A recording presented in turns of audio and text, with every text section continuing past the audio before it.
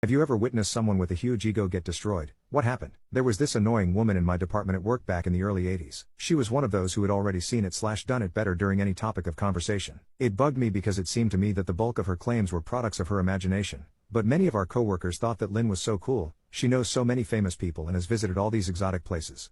Well, she crossed the line with me in 1980 when I was fortunate enough to get front row tickets to a Queen concert in Detroit via a scalper.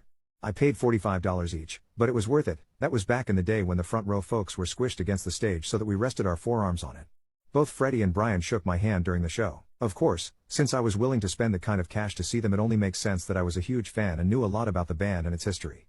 Come Monday morning, I go to work and talk enthusiastically about seeing Queen so closely, and Lynn interjects offhandedly, "Oh, I remember partying with them back in the day when they played small clubs. I remember seeing them at some small downtown Detroit bar, and playing cards with them backstage later." I looked her in the eye and replied, "The first time Queen ever played in Detroit was at the Ford Auditorium in February 1975. They've never played club dates in Detroit." She just gave me a frozen smile, patted my arm and walked away. After that she never interacted with me unless absolutely necessary.